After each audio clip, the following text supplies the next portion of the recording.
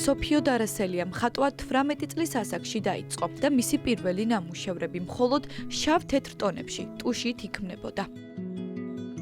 შემდეგ იყო 20 წლიანი პაუზა, თუმცა როგორც თავად ამბობს, დიდი შესვენების შემდეგ საკუთარი ემოციებისა და ფიქრების შემოქმედებაში გადმოტანის დაუძლეველი სურვილი გაუჩნდა.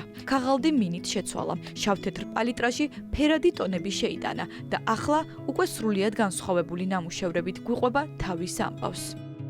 38-39 წლის ასაკში დავინტერესდი მინაზე მუშაობით და დავიწყე მინაზე ხატვა. ანუ გადავიტანეს ჩემი ნამუშევრები მინაზე.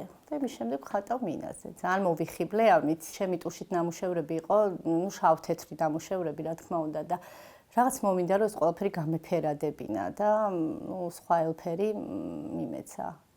და უკვე დავიწყე ფერადი ნახატების შექმნა. ხანდახან არის რომ რაღაც გონია რომ ამ ფერებში დავხატავ, რა წარმოდგენებში გააქრო და უშუალოდ შეიძლება დავხატო რაღაცა ფერებში, მაგრამ უშუალოდ რომ ეხები ნამუშევარს შეიძლება სულ სხვა ფერებში დავხატო.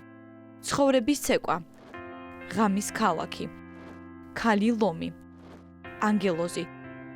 ეს იმ ნამუშევრების ჩამონათვალია, რომლებიც მხატვარმა ამ დროის განმავლობაში შექმნა. სოფიო ცდილობს გულის სიღრმეში დაგროვებული განცდები მინაზე ისე გადმოიტანოს, რომ თითოეული მნახველისათვის ის განსაკუთრებულ ისტორიას ყვებოდეს. მე ზოგადად ჩემი ნახატებით ვცდილობ რაღაცა წასაკითხი ნახატები დავხატო და იყოს უფრო საინტერესო, რა ვიცი, ჩემთვის ვფიქრობ უფრო საინტერესოა, როცა ნახატი არის წასაკითხი წიგნივით, ვინ როგორ აზრს გამოიტანს ეს სხვა ამბავია, მაგრამ რა ვიცი, ჩემთვის უფრო ისეთია, მაგრამ მიწევს ხოლმე სხვა სტილის ნახატების დახატვაც. მხატვრის შემოქმედებაში ქართულ ასომთავრულ ანბანს დიდი ადგილი უკავია და ფიქრობს, რომ მის ნამუშევრებში ისინი ახალ სიცოცხლეს იძენენ. ძალიან მომწონს თვითონ ეს ანბანი, თვითონ ფორმები მომწონს და ვფიქრობ, რაღაც ჩემ ნახატებს ძალიან უხდება. თან ეს რაღაცა ძველი მივიწყებული ენა, რაღაცა მინდა რომ ცოტა გავაცოცხლო. როგორც ბევრ ნახატებს მინაზე მივეცი ეს სხვა სიცოცხლე, ასე ვთქვათ, ხო, ტუშიდან გადავედი მინაზე, ასე მინდა რომ ეს ასოები, ეს ანბანი იყოს ბევრისთვის ცნობილი. მისთვის ეს საკუთარი თავის პოვნისა და განტვირთვის საშუალებაა.